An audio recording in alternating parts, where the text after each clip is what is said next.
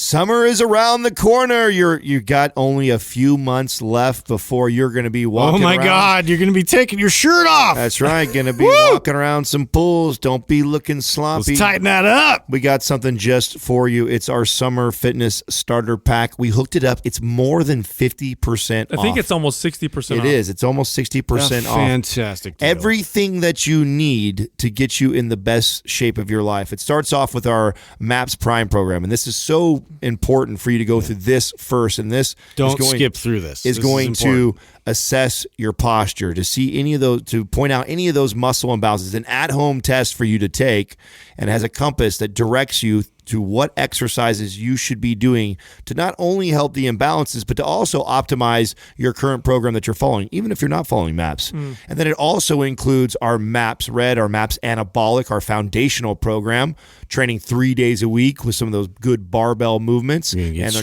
trigger sessions.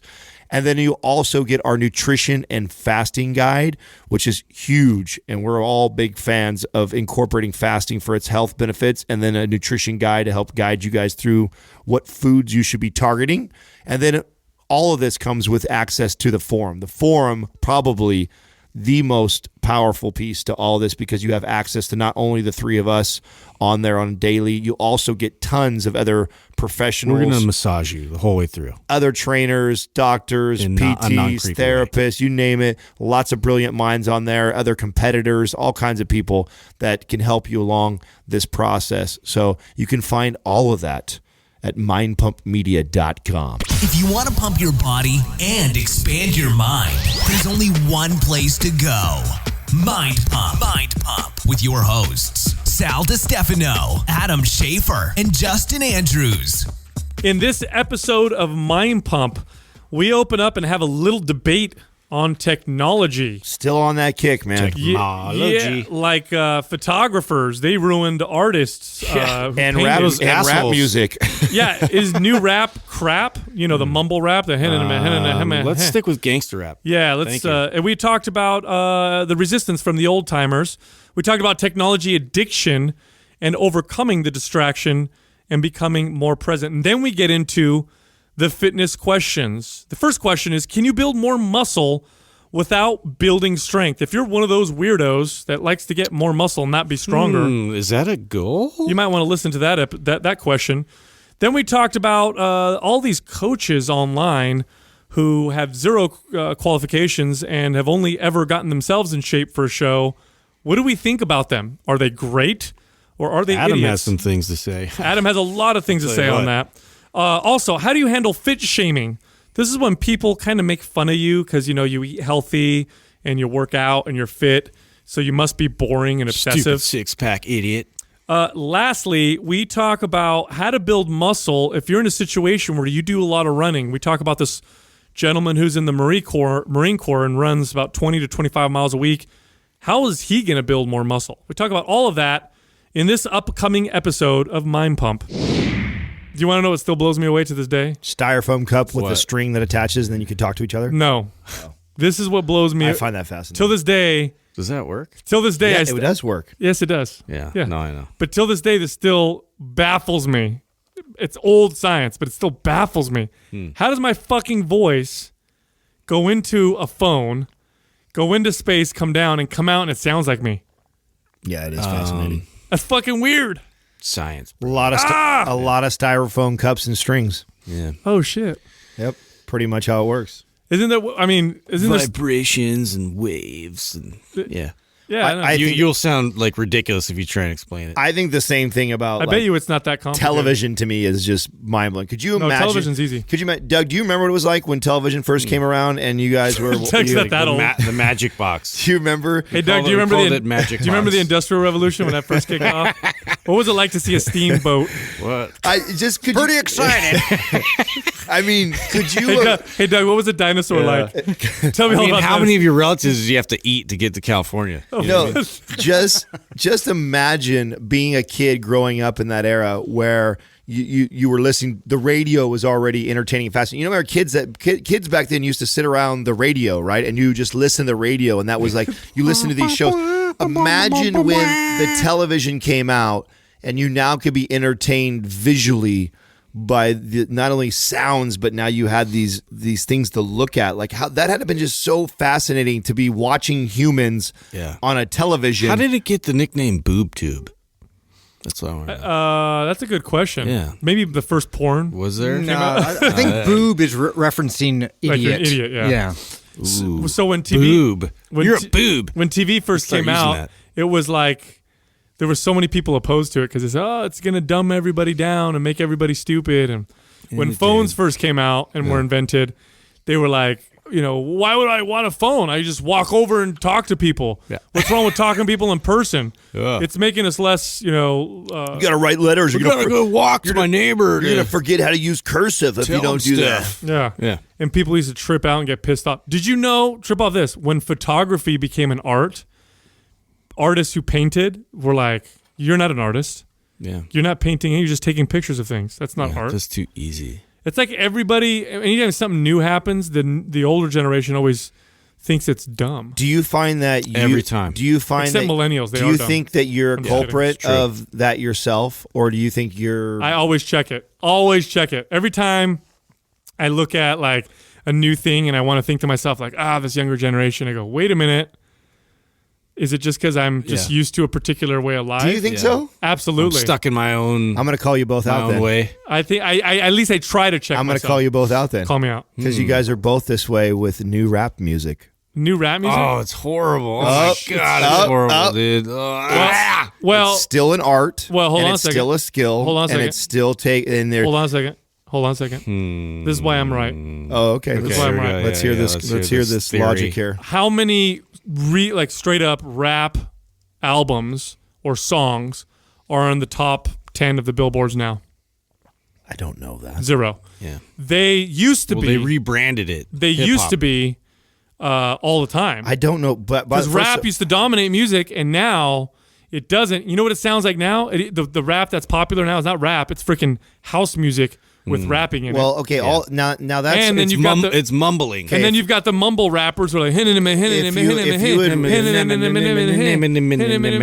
the fuck are you saying? So now you sound like painters and artists that seen photographers taking photos and saying that that's not a talent. It's very similar, and if you're truly it's true too, because if it's so easy, why don't I do it and become a millionaire? Exactly, right? Yeah. And the logic I'm going to start doing it. The logic that you're trying to explain with the billboards was actually talked about in the book Hitmakers. So if you read the book Hitmakers, you would actually understand that more than what you're trying to explain it as. Yeah. So there's more to it that makes a song. But there's also in fact, immediate reaction, to something is like, ooh, I don't like that. That's stupid. There's something there. What makes a song a hit? Actually, there's a lot more that goes to it than actually how talented the artist is. Well, that's the problem too. It's a double-edged sword because it became a formula. Well, and that's why it's been that way for it's been that way for a very long time. There's been a formula to hit the mass. So the billboards is not a good example of what. You're right. No, it isn't. I was just trying to say that my opinion is that's why I've always liked more of the underground music forever. I've always liked underground music way more. You're such a rebel. I am. But my point of challenging you on that was just simply because I know that you both are just despise new rap music like that, as I did too about 5 There may to 6 be one years out there I like, I'm just waiting for it. There's quite a few, and I tell you what, I caught myself. I want I got to get exposed to the underground stuff. I caught myself. Well, then like J. Cole is a great example of someone like that. So if I caught myself saying the same thing you guys were saying because I was a huge Tupac fan in that Biggie era. I think then. That era of rap music, I feel like was the best and was so awesome, and I felt like we went through this transition of shitty rappers that came afterwards and all this. It's mumble rap, synthesizer bullshit. I don't know, there's just more meaning behind it back then. Well, okay, and that's not true. None of that's true. There's actually a lot of it's true. There's actually. Raise your hand if it's true. Yeah. Raise your hand. Looks like sure. we're right. No, you're outnumbered still 3-2. Yeah. So here, Miles. We got Miles in here. I think Miles is a young kid. Miles is a young kid. Miles, you're familiar with Tupac, Biggie. You're familiar with like Lil Yachty and freaking Wayne. Who's better? What's like an immediate reaction? Like which would you prefer? Don't even compare. Yeah. You'll get fired if you're wrong. What is? Absolutely. What's on your playlist right now? Okay, so what? Like, what's a rapper you just listened to yesterday? Yesterday, A$AP Rocky. Okay, ASAP. A$AP Rocky, A$AP Ferg. Okay, A$AP Ferg. Yeah. There's a lot of ASAPs. Are you a Wale, J. Cole? Okay. Yeah. See. Okay. So. Does something for you. Yeah. You know what though? So when it comes to music, that's all opinion. That's not. I'm not, and I'm not saying that it's ruining society. You know, I'm talking about like new technologies and stuff that people will say are ruining. Like here's a good example. But is popular Well, right? no, a lot of people think that, believe it or not, when rap music came out, a lot of people thought it was ruining music. And a lot of people. How do you ruin music? Well, the same. I don't know. How do you ruin art? Like if photography, how does a time art, period? Oh no, I understand that. But this is more. That's the analogy I'm giving based off of what you were saying. That's I think it's a fair analogy. Yeah, that is fair. Actually, you know what I'm really more referring to is like when you'll hear, like the older generation talk about millennials, and they'll say something like how entitled they are and how lazy they are and this and that. And meanwhile, the greatest They're generation killing it, like monetary wise off of all these like channels that we don't understand. And also meanwhile, this generation that's so great, this older generation started 2 world wars, put us into bankruptcy, and did a bunch of crazy shit. So it's almost like, what are you talking about, dude? I just bought a book. We didn't start a world war. I just bought a book called Irresistible. It's the rise of addictive. It's got a picture of me on it. The rise of addictive technology and the business of keeping us hooked. I'm really excited to read it. My client turned me on to it. Is it on Amazon? I didn't buy it on Amazon, but it probably is on Amazon. Okay. I'm sure it's on Amazon. We should put it in the show notes if we can. Yeah, no. She told me it was great. I haven't started reading it yet. I'm still finishing up Hitmakers right now, so I'm almost done with that, and then I'll transition into. Well, I'm also reading Straight to Hell right now too, which is fucking fantastic. But she said it was just awesome, and we have been recently. This has been a hot topic on our show, so I was like, oh, this is perfect read right now because we just had this discussion with who was it? We were just having this discussion with what guest did we talk about?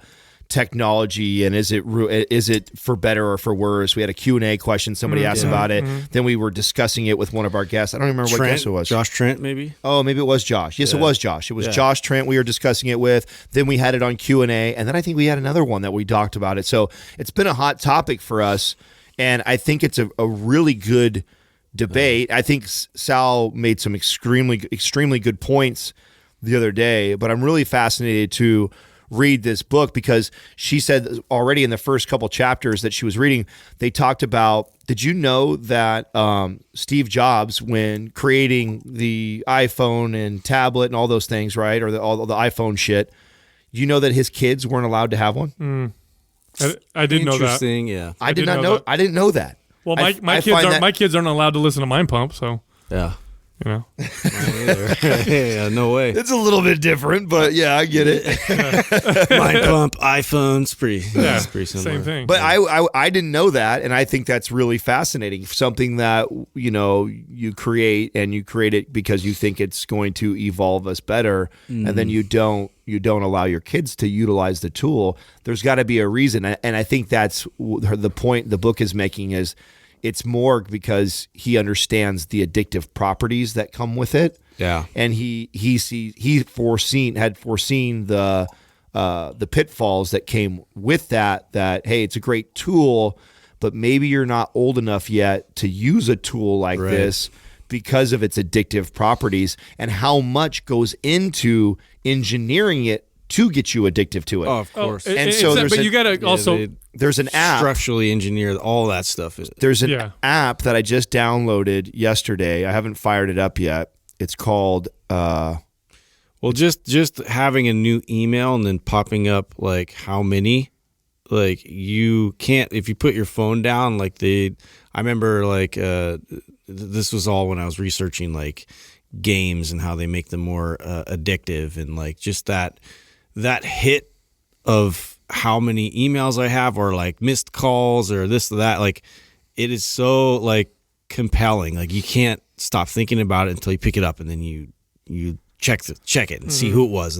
Like we've never had that before we had the iPhone. I think there's a lot of unintended consequences and side effects of all this new technology that we're just gonna have to learn to manage, because we've never been presented with these things ever. There's an app called Moment app, and it tells you how addicted you are to your iPhone.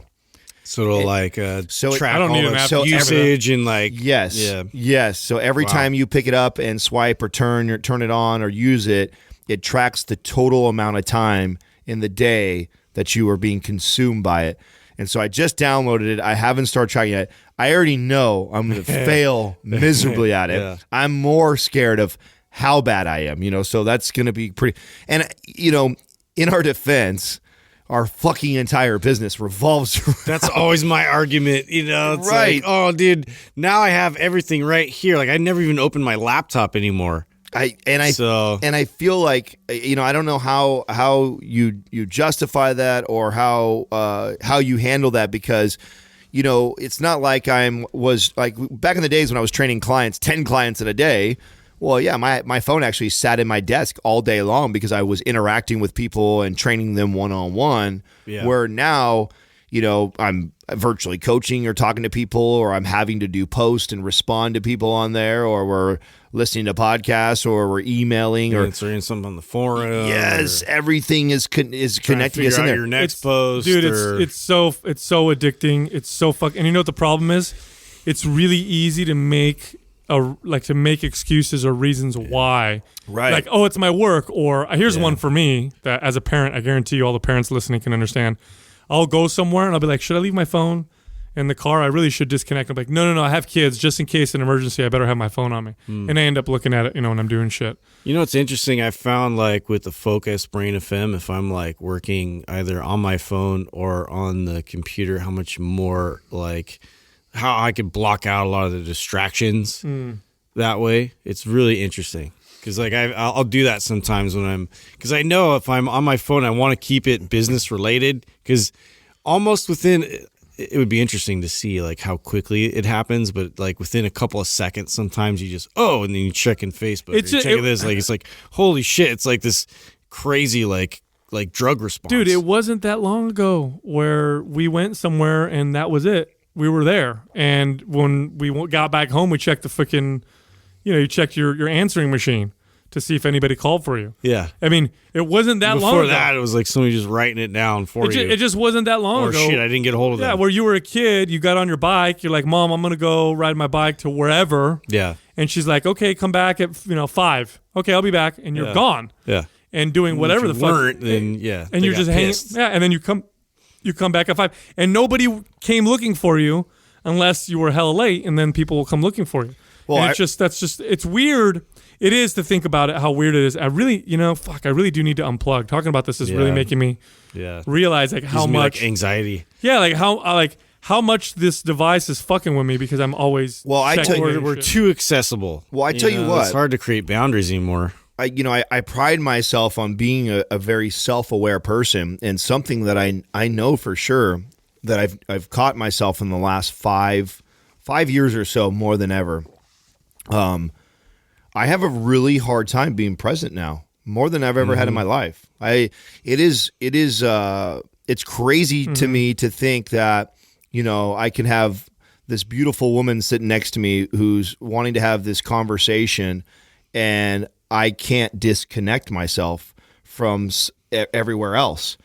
And dude, I got busted for that this morning. I never had that issue before. That was never an issue. I didn't have a problem with that. And like, I have to it's a trip to me on how much I have to mentally prepare to have a fucking conversation with my girl every day, because and I know there's a combination of things happening, because one, when we see the same person every single day, you tend to take them for granted, right? Because they're there every day. I know she'll be there when I get home. I know we'll be able to talk about things. Sure. So there's a part of me that has that it just, without even thinking about it, subconsciously just kind of, there's not a priority there. And then of course, everybody has work, everybody has stress, so then there's a natural distraction there. And then you add the fact in that we have now built a business that is 100% online and virtually, and there's always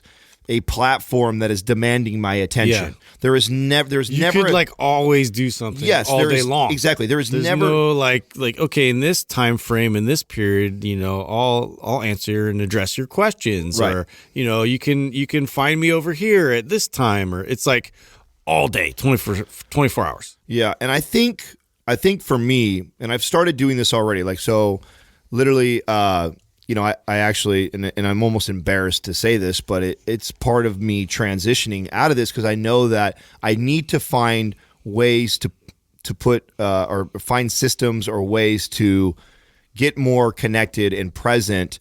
And if that means I got to pay somebody else, which is what I do now, like I don't check my emails. I don't, because I just can't keep up with them, and it's fucking super distracting for me as it is.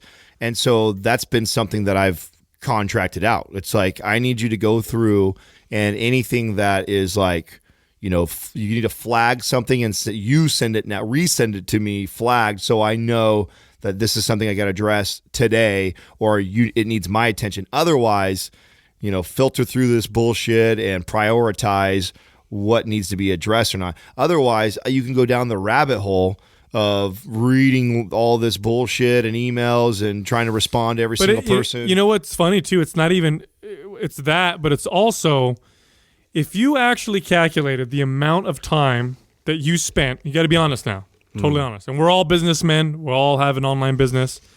But if you actually calculated the time you were on there where you weren't really being productive for work. Yes, I know. It's a lot of time, dude. And that's where the frustration lies. Like, because, like I said, like you get distracted while you're trying to be productive, even. And like, there's got to be a way, and I'm trying to figure this out too. So this is one of those things with technology where now all of a sudden you have all this access to all these things at once, and you're trying to accommodate as many people as you can, and like figure out how to balance that with family time and also like just friends and like real life conversations. It's tough. So it's like, like navigating your way through that is a big challenge. But yeah, I find the biggest frustration is that I'm literally trying to be productive, and it's so hard because there's like your mind just goes into all these different directions, and I can't just channel it like I could if it's physical, and I'm like writing it with my like pen and paper.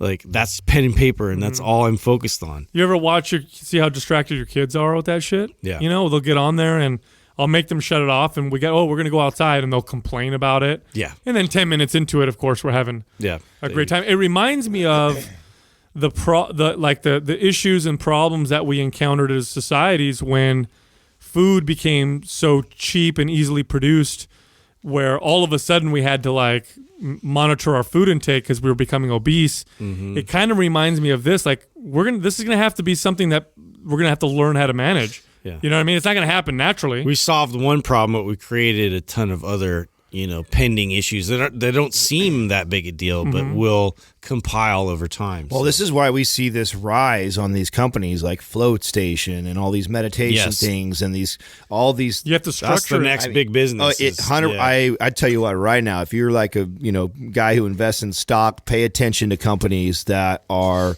moving in this direction. I think. Whether it be courses, classes, tools that help us put into practice. This is also why I love Brain FM. I mean, I think this is an awesome tool that helps people in this direction of becoming more present. And that the meditation section of this, it's only like a 10 to 15 minute either guided or unguided meditation session that you can do through Brain FM. But I tell you what, man, it fucking helps, man.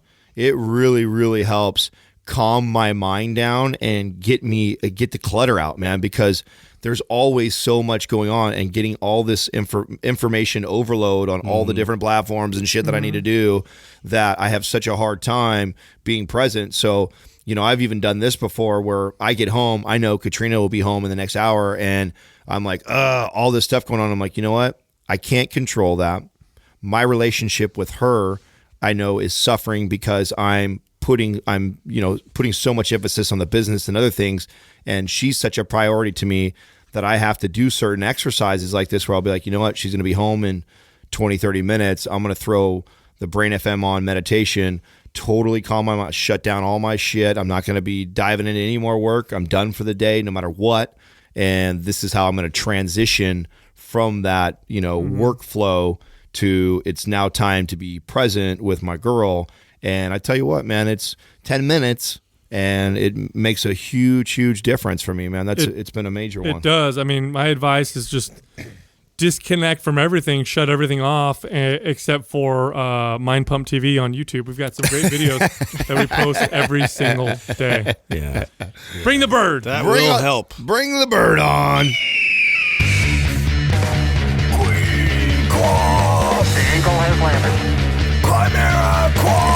Today's Quah is being brought to you by Chimera Coffee. It's the only coffee that is infused with all natural nootropics for a cleaner, calmer, and more focused buzz without the crash. Click the Chimera link at mindpumpmedia.com and input the discount code MINDPUMP at checkout for 10% off. It's the motherfucking Quah. Eagle has landed.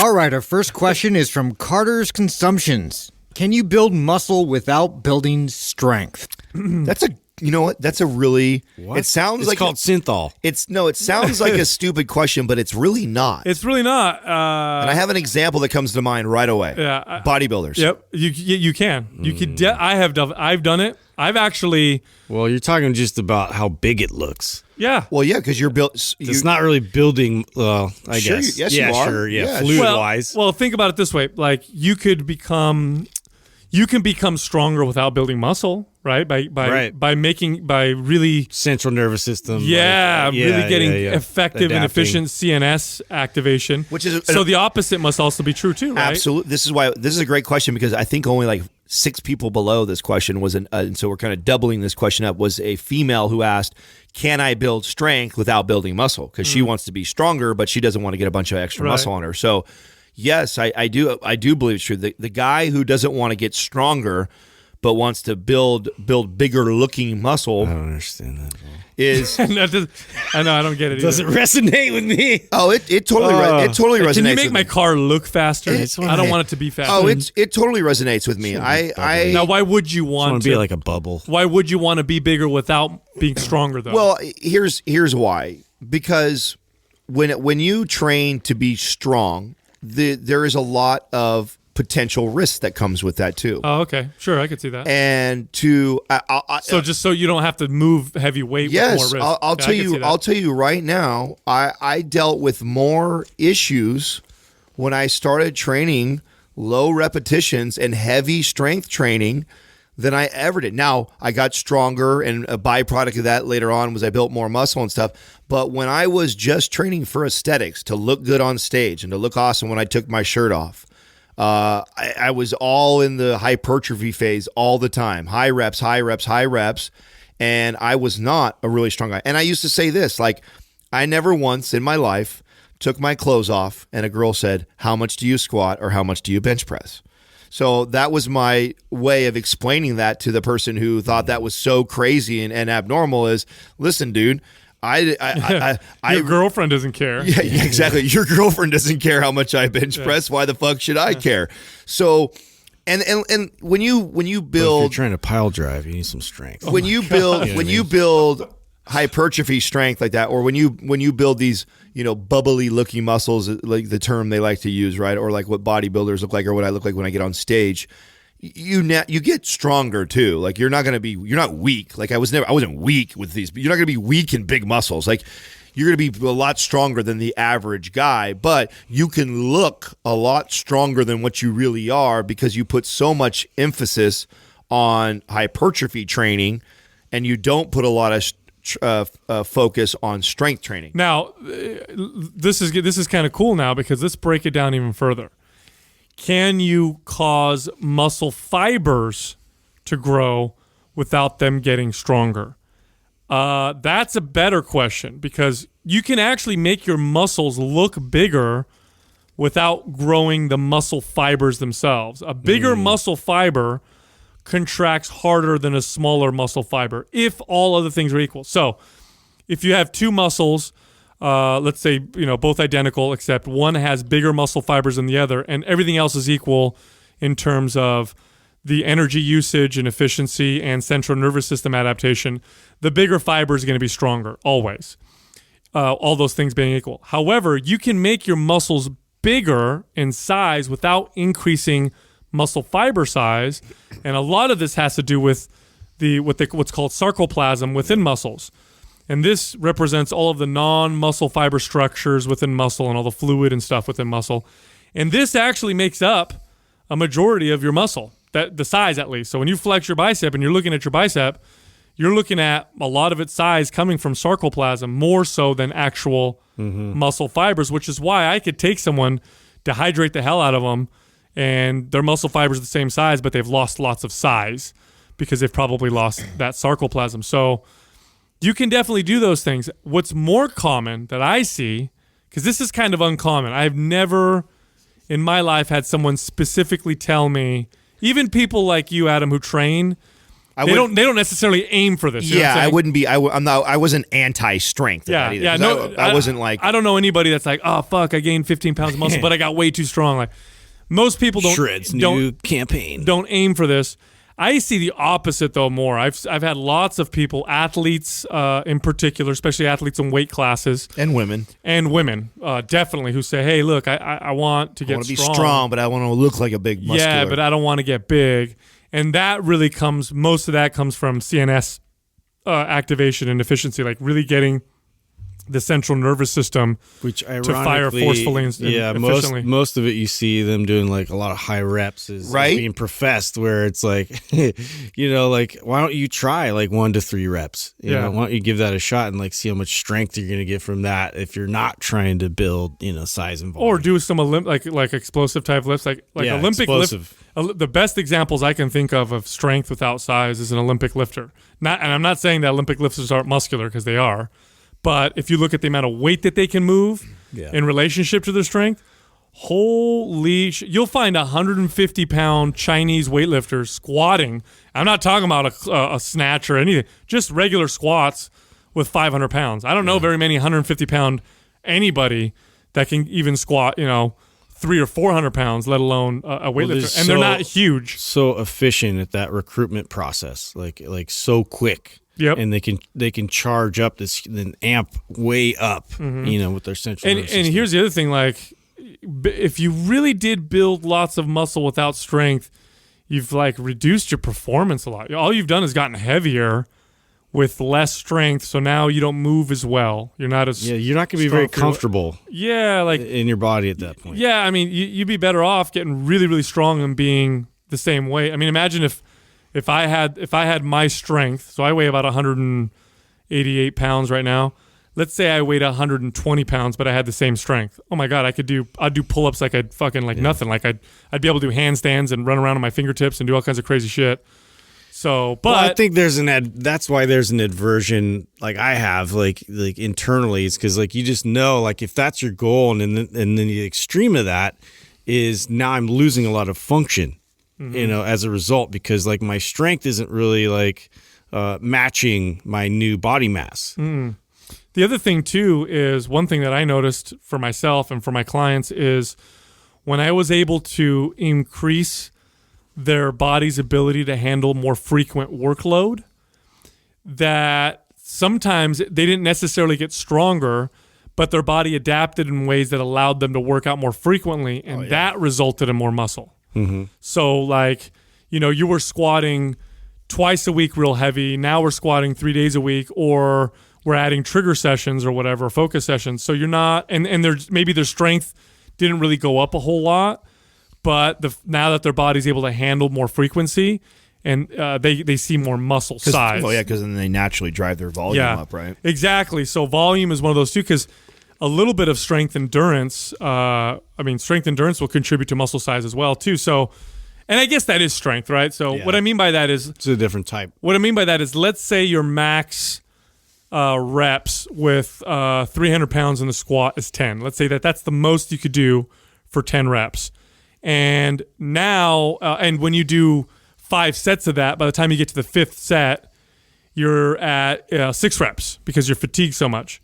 Now let's say you train and you got more strength endurance. Let's say that your max ever for squats still hasn't gone up, so you can still only do 10. But when you do 5 sets, now in your 5th set, you're still doing 10. So, or 9 or whatever. You're not stronger in the classical sense, like you haven't done more reps with that weight, max reps, but you're able to do more reps because you have better strength, stamina, or strength endurance. That will equate to more muscle. Yeah. So I do think that for the most part, building muscle you'll see some type of a change and improvement in some type of performance, and you may see some negatives in other types of performance. So like long endurance, building lots of muscle will probably take away from that. Like if I'm a long distance runner and I gain 10 pounds of muscle, I might get stronger, but I may lose endurance because now I'm running with 10 more pounds on my body. So, but very good question though.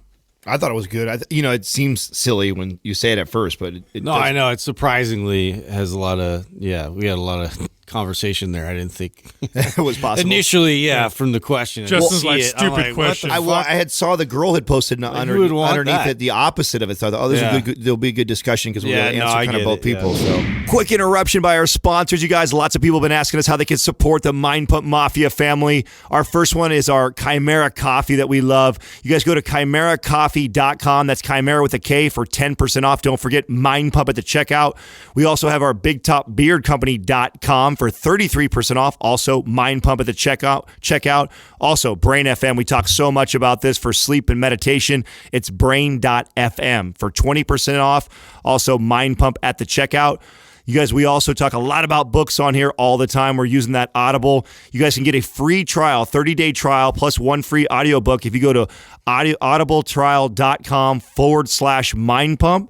And then last, we get lots of people asking about Ben Greenfield's CBD supplement, so we hit him up to hook you guys up. You go to getnaturedblend.com/mindpump for that discount. Our next question is from Jenny Burns. How do you feel about fitness lifestyle prep coaches who don't have any certifications or credentials and not a whole lot of experience? What do you think is the best recipe for a perfect coach?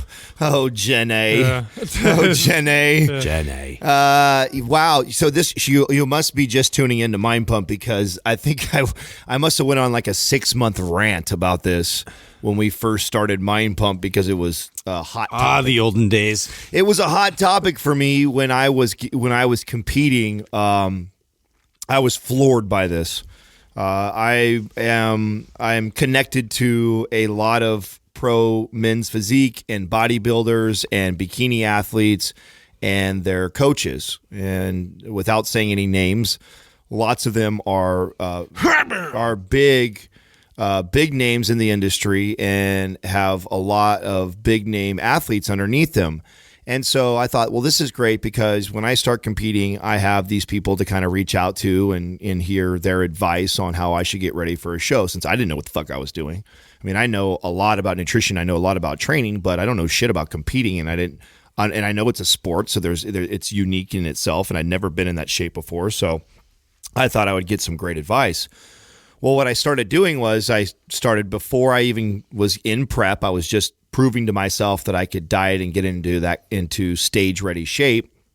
I started going around and, talking to my buddies and their coaches and listening to the advice they gave me. And I'm not the type of person that when I hear really stupid advice, I don't just say like, hey, that's really stupid advice, or like point that out to somebody. Like I'm more respectful than that. And I'm in your world. You're a bodybuilding coach. You've been one for 10 years and you've done you've had all these accolades in your career. So I don't want to come in and, who am I to say what you're doing is wrong? I'm just there to receive information. So I'm gathering all this information, and I went from coach to coach to coach, and I start realizing, oh shit, like these guys don't know a lot. These guys are giving out bro science, like really bad, like and dangerous advice. And very dangerous advice. And then you ask yourself, because I know the next thing that people think right away is like, well, I mean, if they have Mr. Olympia and they have these bikini competitors and they have these people that They look gotta be doing something right. Yeah, they're doing something right. They look, well, yeah, absolutely. And let me explain how this is. And I'm going to give you a little bit of an extreme analogy, but it's not that extreme to what's going on here.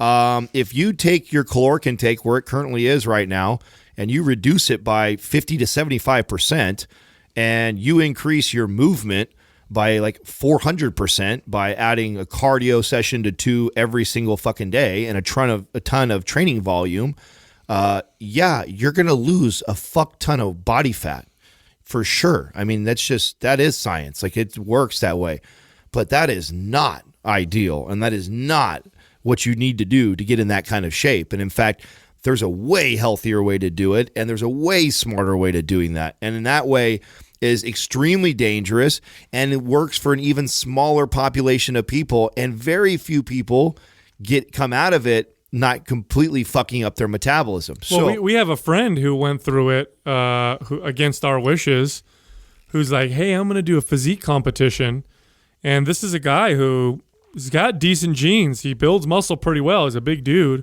I don't want to say his name, but he went and hired this well-known coach in the area who's given some of the dumbest advice I've ever seen. And we saw his body like melt. And I don't mean in a good way either. Yeah. And he hit the stage. And one of the reasons why he hit the stage looking terrible was because he wasn't on gear. He didn't take a lot of steroids. And this coach who typically coaches people who are on a lot of gear. Mm-hmm. So they get away with this crazy shitty dieting and training. All that shit. And you're natural, you're going to go up on stage, you're just going to lose a lot of muscle and be smooth. Well, that's what happened. Somebody said this really well, that a lot of these guys and girls get in this great of shape despite what they're doing. I mean, it's just because they've got either really good genetics or they're hopped up on a ton of gear. And so their diet and program design doesn't have to be that on point, because they're taking so much synthetics and they're pushing the body so hard and restricting so many calories that it's you're gonna get lean, you're gonna get ripped by those factors. But there's a way to do that in a much healthier way. So this was what got me to get into coaching. First of all, I had no desire to compete. Then I got into competing because I wanted to show everybody, watching me go from fat to fit. Watch me get into a sport that I know I don't belong in. And by the way, I mean I don't belong there is I don't have the right body type for a bodybuilder. Okay, I've said this a bunch of times on the show. I'm built to swim in a pool. I have little waist, long thin legs, huge wide back, long monkey arms. This is not the best if you want to look symmetrical on stage. My body You're built like a canoe. Yeah, my body's not naturally symmetrical, man in the boat. Which is why I wanted to do this, because I wanted to prove that even somebody like me and somebody who is not ideal for the sport can get into the sport and can do it. So that was the whole idea and concept of me getting in. Then when I got in there, I saw how terrible all these coaches were. So then I thought, okay, let me start helping some of these athletes and coaching them. And I actually built a very successful business online coaching off of all the fucking athletes that were getting fucked up from all the other coaches. That's pretty much all I coached. I didn't get a lot of first timers. I got a lot of people who had been coached by other people in the industry and had found out about me and how who were photocopying plans and handing them to I get blown everybody. I get blown away by because now I'm doing some online coaching and I'm seeing some of the stuff that they were sent from other coaches. And what they do is they do a lot of meal plans. The meal plans are very standard. Here's your 1,200 calorie meal plan. Here's your whatever. And it's the same fucking thing that they send everybody. So it's just eat these 4 meals a day and this measurements. And it's very, very black and white, very unindividualized. And it's just, for some people, it can be very dangerous because they're not asking about food intolerances. They're not asking about anything. There's no longevity involved. I mean, here's my view on this. First off, people who advertise to be a fitness lifestyle prep coach or fitness health coach who have no experience doing this with other people, who've only gotten themselves to look a particular way, have no integrity. These are people that have no integrity. It would be no different than me advertising myself, as a doctor or as a an architect or anything because I built a shed in my backyard. So here, hire me and I can build things for. There's no integrity on these people's parts. But on the other side of it, it's really up to you as a consumer. Right. Okay, because if someone's telling you to eat glass because it's good for you, you should know better than to eat that glass and choke and die. So a lot of this is on the consumer. Education does help. So I think that's a first step. Like what kind of education you have, what kind of certifications you have. That at least shows a little bit of that the person has some kind of incentive to learn, Right. How to be a coach. So I'd say start there. Number 2, look at their experience.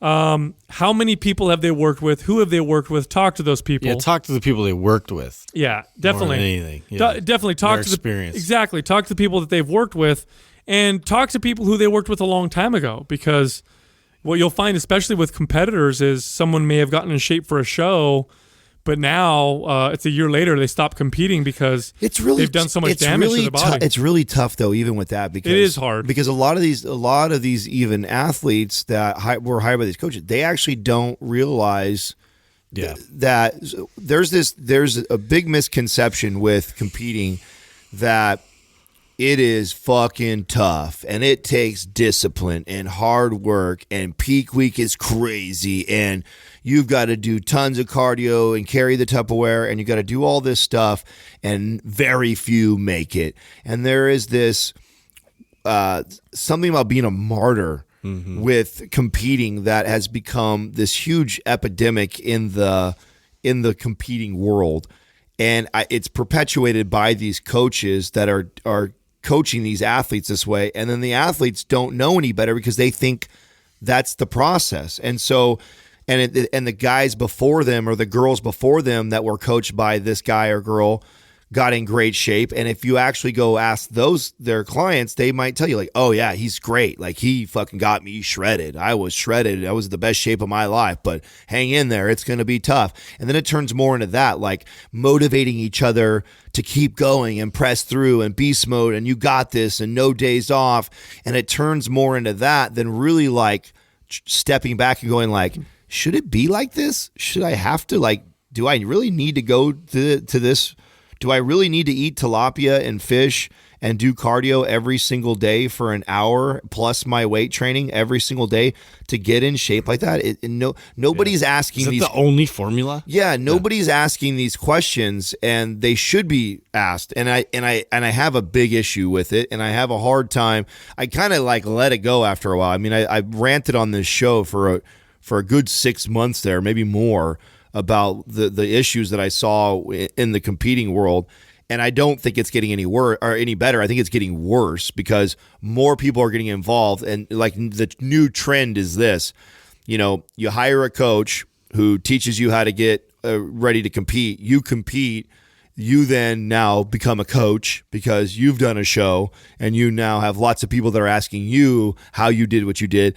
And it's just this crazy, thing that's happening right now where everybody who competes in a show now thinks that they're qualified to teach others how to get in shape for a show. And it's a relatively new thing because of social media. So here's what I think is going to happen. I think there's going to be some self-regulation going on. I would not be surprised if this is already in the works, if it doesn't already exist. I wouldn't be surprised if there was an online coaching certification or if there's one in the works because we've talked about this. Yeah, we've talked about doing something like that because this is something that's new and growing because it really didn't exist much. Well, let's be honest, there's a demand for it because I know like even in the little gym that I train out of in Santa Cruz, like I know a couple people that have done bikini and have done physique and like they get hit up all the time just by random people because they're just in awe of that physique, and they go up to him like, I want to know the process, take me through. And it's like they just competed, they don't really like they just followed the protocol of what the coach handed them, and so I don't really feel like and they inherently know they're not really equipped to teach this person specifics. Yeah. Right. But at the same time, the demand is there. And so I feel like some people just see that and they're constantly getting this influx of like emails and, hey, I want you to coach. And so it's like,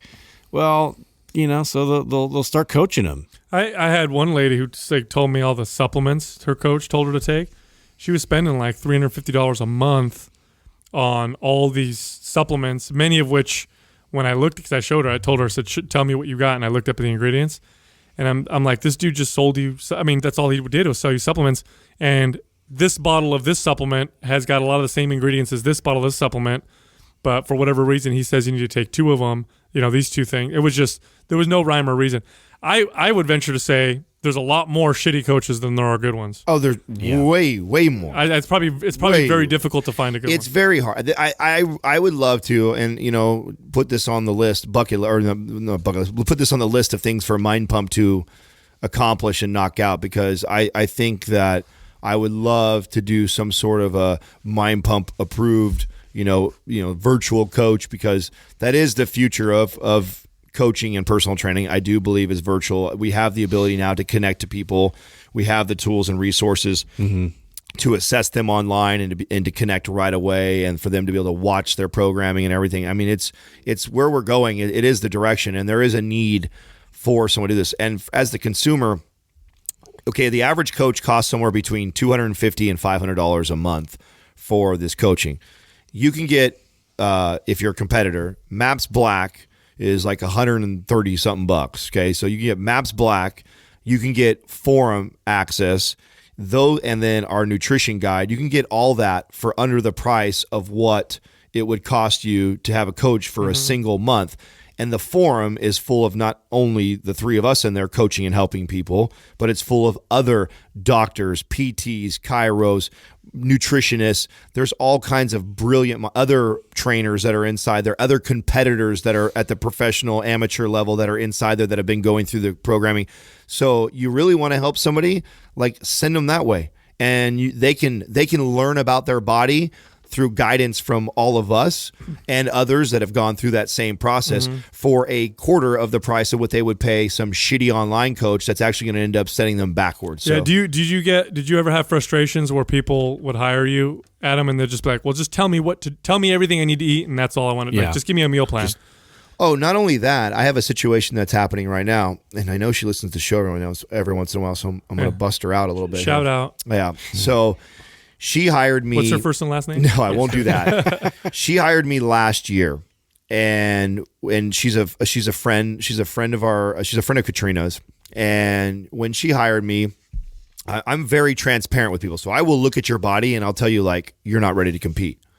You're just not. You're way more than 10 weeks out from finishing in top 5 of even an amateur show. You've got a lot of building to do. And see, a lot of online coaches won't do this because they want the money, because they just want to shred you down. Yeah, so where you're at. And that's how they get approached. And so many times I get approached like this. There's a show in November. Me and my friend want to do it, and we heard you're a great coach. Can I hire you to coach me to that? And when I look at where they're currently at and assess their nutrition, assess their training, I have a pretty good idea if that's even possible for me to do that in a healthy way. And so what I'll tell them is, you're not ready for that. You need me to coach you and get your diet ready, get your body ready before we head into prep, because prep is just catabolic. You're just destroying, breaking down. There is no building up going on in prep. Prep means you've already built the physique that's ready to get presented on stage. Now we're just peeling away the body fat to present this physique. And in order to do this in a healthy way, you should have a healthy metabolism that's being fed properly, and you should have a good regimen built, and you should have a physique that's already kind of sculpted that's going to do pretty well on stage. Otherwise, you're spinning your wheels. So this girl that hired me, when I looked at her and I told her, I said, what we're going to do is I'm going to start coaching you, and we're going to start building your physique, getting your metabolism working well. And during that process, I will let you know when I think we're 10 to 12 weeks out from getting into a prep. And she was with me for a good 3-4 months, maybe longer, actually. I think she was with me like 5 or 6 months now that I think about it. And she was really frustrated because she's like, I really want to do this show. And I'm like, I can do that. I can do that if you want, but you're not ready. You're not ready to do it right, and you're not going to do very well, and you're not going to feel very good going there. Long story short, she went her separate way. she just recently, about 3 months ago, hired a coach to get her ready for a show. And she's been prepping for this show, and her and Katrina talk on a pretty regular basis. And she's now expressing all her frustrations with Katrina because she's 2 weeks out from her show right now. Katrina showed me a picture of where she's at. She looks no better than what she did with me when I told her she's not even 10 weeks out for prepping for her show, because she's still got a lot to build and sculpt. And she is doing 2 hours of cardio every single day. God. And weight training 2 hours? 7 days a week. And she's eating less than 1,500 calories. Jeez. And she's seeing very little change every single week. And she's got 2 weeks to go. I bet her hormones are all over the fucking and place. I know she's completely, and at this point, she's committed to just see it through. Yeah. Because she told herself, put all the work in, right? And I remember when Katrina, when they first started talking about this about a month or two ago, and Katrina started getting all frustrated, and I'm like, honey, relax. She's like, I just can't believe all that time that you spent with her, and you've taught her all these things, and you said all this, and I know she listens to Mind Pump.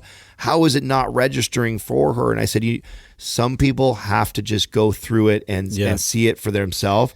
I said, you can't. I said, you gotta let them get burnt.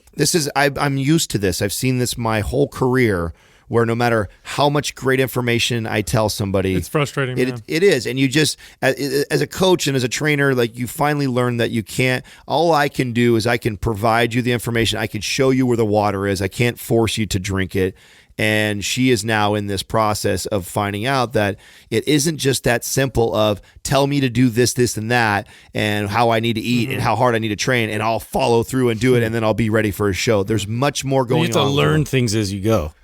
Yeah, and we just sucks, but it's it's part of it. Well, and we recently talked about this on another Q&A where we talked about the body systems and how many of these systems are crucial to your body working efficiently. And if you're not fueling it properly and you've been abusing these other systems, it doesn't run efficiently. And when you ask it to get into competitive shape, oh my God, are you looking for an uphill battle if your systems aren't all running right? Yeah. Next question is from Darcy Annie 90.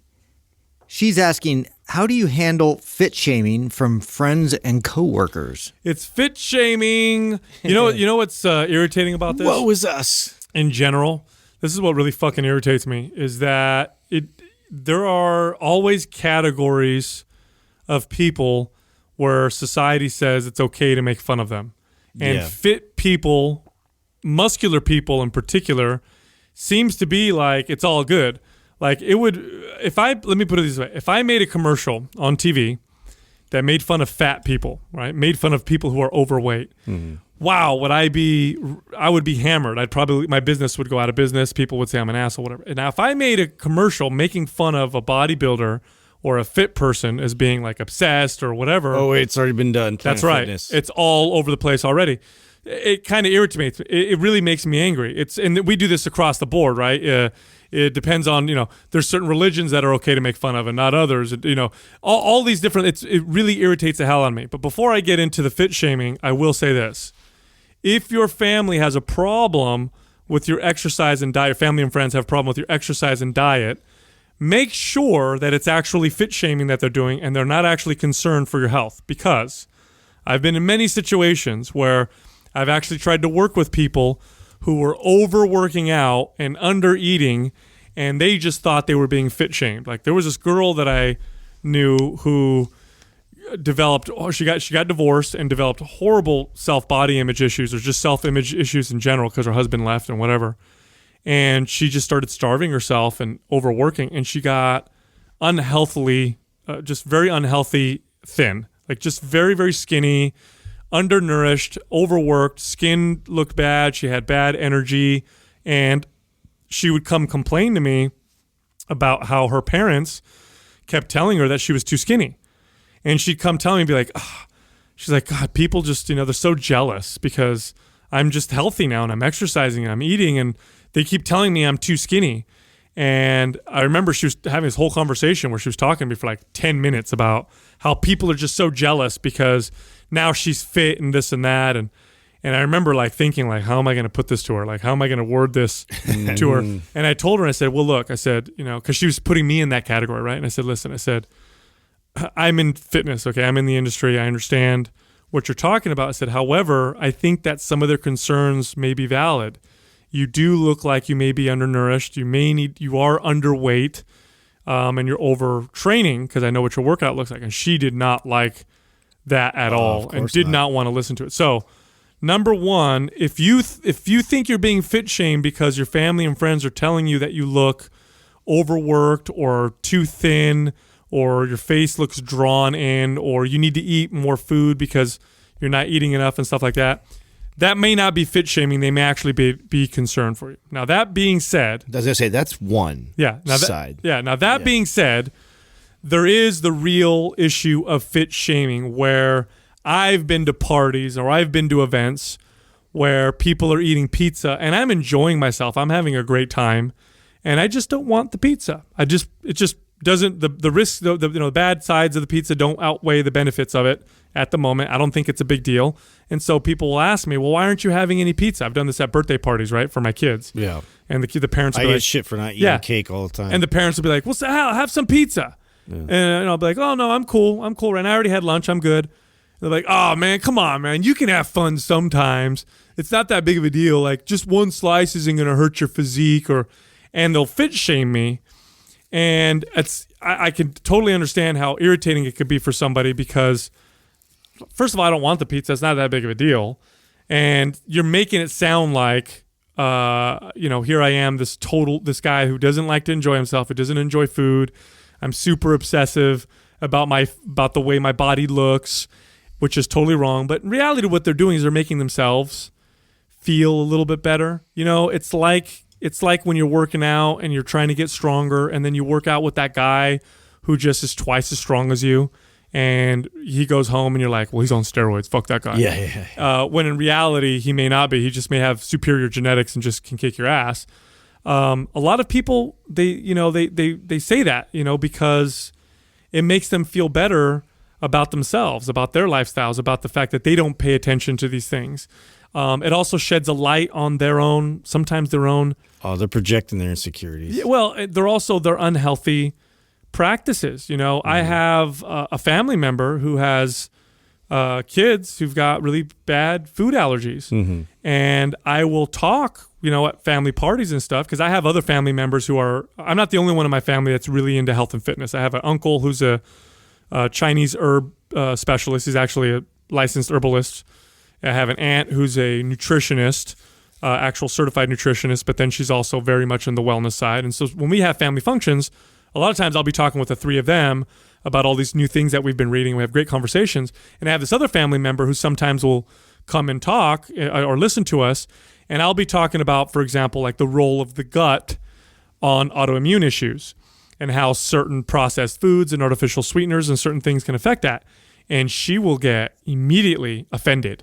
Like, oh, well, it's not always that. And, my doctors, and I can tell it's because she thinks I'm singling her out as if she's doing something wrong for her kids. And maybe she isn't doing all the things that she could be doing, and which I totally understand, because raising kids is hard as hell anyway. And you throw food allergies and shit like that on top of it. Very, very difficult. So people just take it kind of personally. Yeah, they get really defensive. Yeah, like I've been to parties where I don't want to drink. And again, there's a benefit to sometimes drinking with your buddies and friends, but sometimes for me, it's just not worth the negatives. Like, I'm here, I'm already having a good time. I don't feel like I want the alcohol or need it. I'm enjoying myself. Maybe I had an edible earlier, so I'm already inebriated anyway, right? Yeah. And people will think I'm like, they'll say stuff to me like I'm some kind of like, I don't like to party or enjoy myself, or I'm so not normal. Yeah. And it used to piss me off, and I used to fire back. I actually had a moment a long time ago where one of my cousins kept making fun of me for not drinking a beer, and I was totally laughing it off.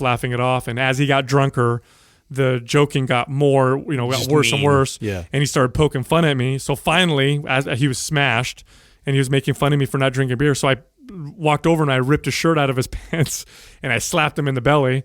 And I said, well, that's why I don't want to drink. And I fucking totally destroyed him. Like, hurt his feelings really, really fucking bad. And I felt really, really bad because coup de grace. Kids don't do this at home. I let him get to me, you know what I mean? I felt really, really bad. And so now really How long ago was that? That was years ago. It was probably like 10 years ago. I was gonna say it's probably a long time ago. The way I can't imagine you doing maybe that. more, maybe 15 years ago. The way I handle it now is I just don't let it bother me, because I realize that person is probably projecting their own insecurities. They probably feel bad or guilty for not eating healthy or moving, or maybe not doing those things. They feel like they're failing. And I just don't let it bother me. I don't even think it's a probably. I think it's definitely what it's it a is. certainly, and this reminds me of success shaming.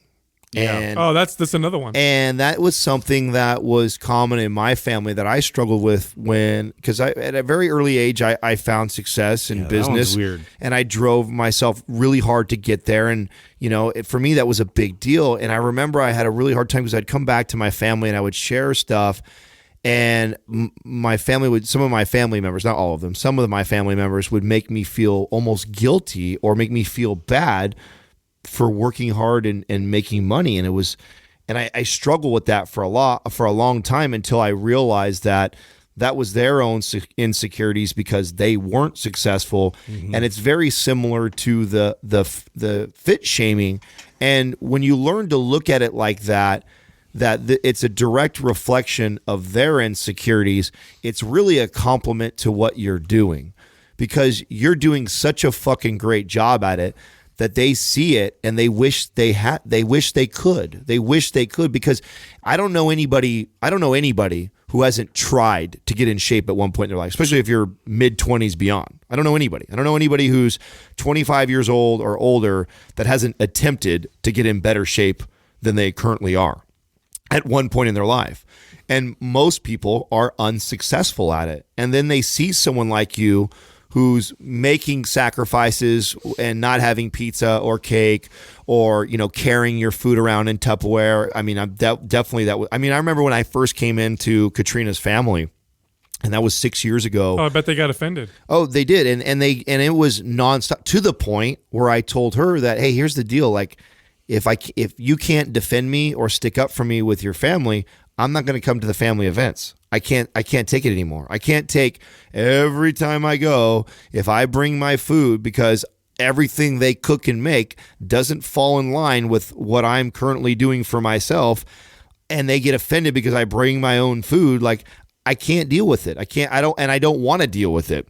I don't want to. It turns into this back and forth thing because they feel insecure about how they look and where they're at with their current health, that they're going to make me feel bad about doing something like that. So I just won't put myself in that situation anymore. So I remember having these discussions with her, and the irony of all of it was when I first started that and they were first getting to know me, and then they watched my whole journey from, fat to fit, and then competing and then going pro and all that. That was a, several year process that they saw. And to this day, they've all sat me down many times and said, you have no idea how much watching that was inspiring for me. And he goes, I remember when I used to give you shit for bringing your food around. I've just never seen anybody say they're going to do something like that and then stick all the way through it and then to that level.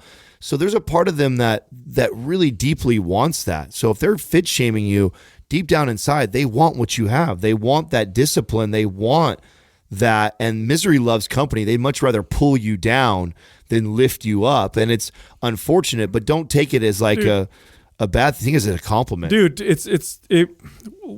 we're all can be guilty of it. All of us. I mean, for me, I use it as a moment to self-reflect. When I meet someone or I read about someone who's doing something extraordinary, my instinct is to bring them down a few notches. Like, if I see this dude who's successful and got a yacht and he's traveling the world and he's doing, I instinctually want to say like, oh, he's selling drugs. Yeah. Or he's not really happy. Yeah. He's miserable because, whatever, or, he's trying to find happiness because he's not true.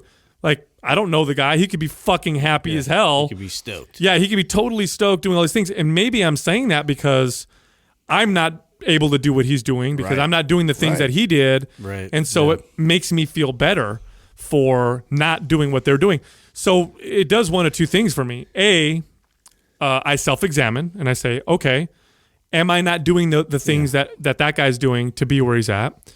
And if the answer is yes, then I know that I could if I did. And the other thing is, if I'm not and I don't want to, I'm okay with not being as good as that person, that particular, and that's fine too. Yeah, like they can be awesome at that. Yeah, you know? There's nothing wrong with that. Let them be. Let them do their thing and do. If you're gonna make fun of people, my golden rule is to kind of follow South Park, dude. You gotta make fun of everybody. None of this bullshit singling people out thing to make yourself feel better. Like, just make fun of yourself. Yeah. Make fun of fucking everybody. Stop crying. Absolutely. Austin A. Smith is a Marine who runs 20 to 25 miles per week. The question is, how does one run that much and gain muscle? Oh, good question. You can build tough, man. you can build muscle, but you're going to be It's an uphill battle. very challenged because yes, you are burning a lot of calories, so you could make up for the calories with more food, but that's not really the main issue. That's part of the issue, but it's kind of that's a black and white easy remedy, right? Okay, if I'm burning, teaching your body. yeah, if I'm burning all these calories, all I got to do is eat those calories, and then voila, I should be able to build muscle. It's not that simple, because what's happening when you're running 20 to 25 miles per week, which is probably anywhere between, you're looking at 4 to 5 miles a day, 5 days a week, is you're sending a signal to your body to be very efficient at running, which means it's going to want endurance and it's going to want to be light. Which means muscle is not helping the cause. No. So it's going to resist building muscle because muscle, it's heavy and it costs a lot while you're trying to do these runs. Remember, your body is going to try and get good at whatever you're telling it to get good at. And a big muscular body is not the ideal body to run, 4 to 5 miles every single day. So that all being said, knowing that that's the case, here's what I would do if I were in this situation. Number one is I would focus on strength training, heavy strength training, and I would not do a lot of it. Because you're doing so much volume of work and you're already doing so much endurance of stuff, for someone who I know who's doing 20 to 25 miles a week of running, I'd have them bump their calories up, so eat a lot more calories, but then I'd also have them lift weights twice a week. That's about as much as I'd have someone lift. And it would be focused around the big, heavy compound movements. The workouts wouldn't be super long, and the goal would be to try and get stronger on a week-by-week basis. And that, in my opinion, generally would be probably the best approach. Well, this reminds me of, if I look back at my lifting career, and if I had to pick the single most impactful thing that I did to help me go from being this 165 pounds, 6'3", wind blow me away type of deal, physique, to building some serious size on my body. The number one thing was stopping playing basketball. I was playing ball every day. I loved basketball. And for like an hour or 2 hours? Oh yeah, every day for an hour or two, every day. And I was lifting 5 to 7 days a week, and I was eating anything and everything I could get my hands on. All the gainer shakes, all the fucking cheeseburgers and fries, milkshakes, anything I could consume, I was trying to consume, and I just could not, for the life of me. I could add maybe 5 to 10 pounds, but then within a couple of weeks of just not focusing on eating enough, it would come right off.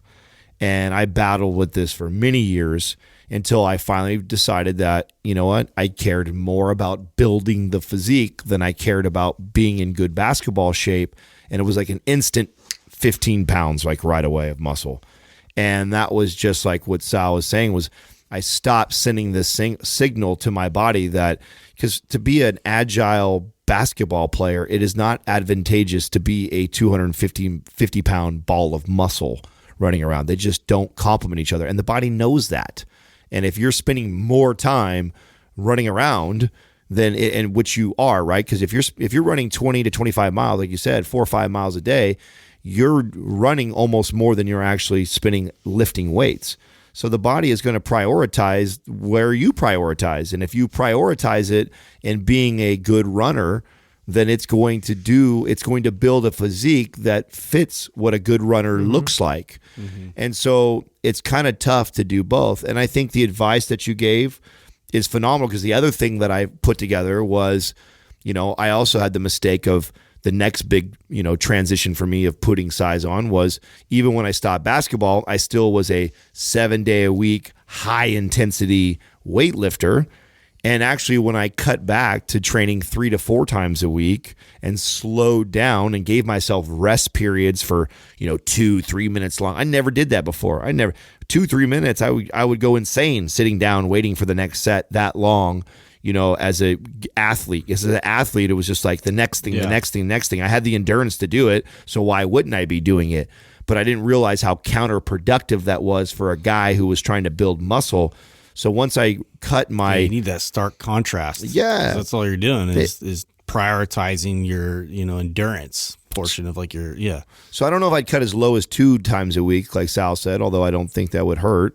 I'd probably train 3 to 4 times of strength training in the gym with long rest periods in between and increase my caloric intake. And that's about all you really can do to try and build that muscular physique. Maybe start 2 days a week and then move it up, to 3 if it's working. I immediately say bring everything way back. That's a good point. Ramp it back. That's a good point. And I think too, it's probably easier to focus on building strength as far as is you trying to build size, because that's damn near impossible with that kind of endurance training that you're doing in combination. So, if you're just trying to focus a little bit more on central nervous system and getting that stark contrast between the two different adaptations, I feel like, you could do, that sort of protocol 2 to 3 times a week where we're just focused on that intensively.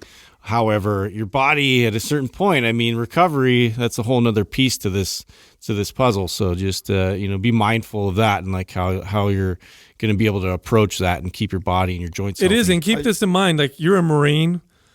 They're training you for battle.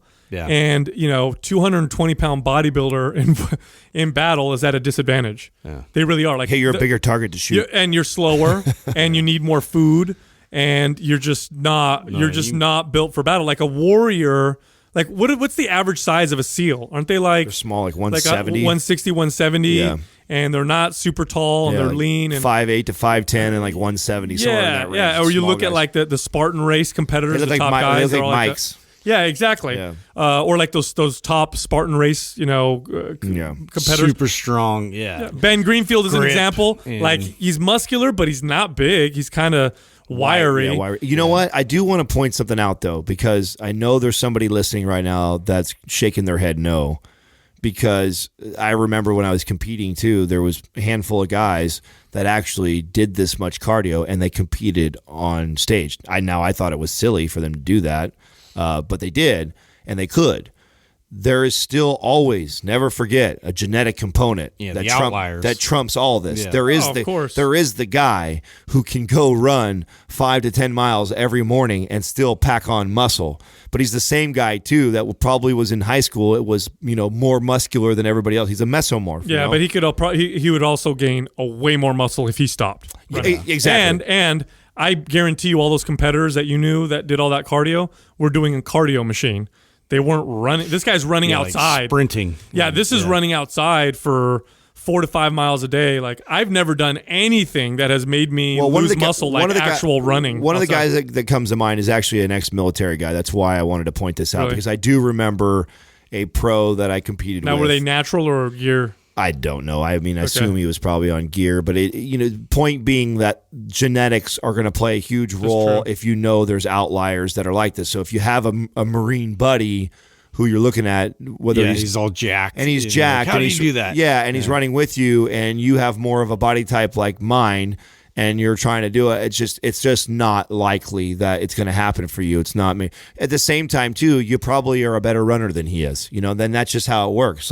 You're probably more genetically geared towards being a great runner and not having a lot of muscle, where he's the other way around. He's just responds to the weights and probably struggles a little more with the running. So keep that in mind. 30 days of coaching from Mind Pump. It's available for free at mindpumpmedia.com. Also, if you want to ask us a question that we'll answer in one of these episodes, the place to do it is Instagram. Our page is Mind Pump Media. We also have our own personal pages. Mine is Mind Pump Sal.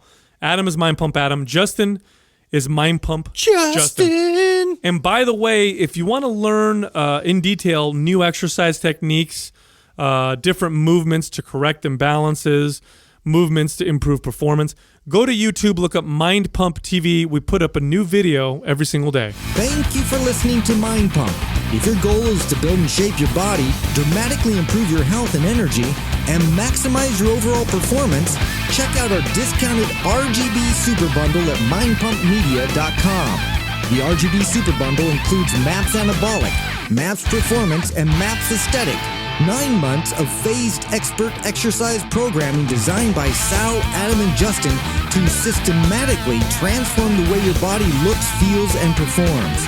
With detailed workout blueprints and over 200 videos, the RGB Super Bundle is like having Sal, Adam, and Justin as your own personal trainers, but at a fraction of the price. The RGB Super Bundle has a full 30-day money-back guarantee, and you can get it now plus other valuable free resources at mindpumpmedia.com. If you enjoy this show, please share the love by leaving us a 5-star rating and review on iTunes and by introducing Mind Pump to your friends and family. We thank you for your support, and until next time, this is Mind Pump.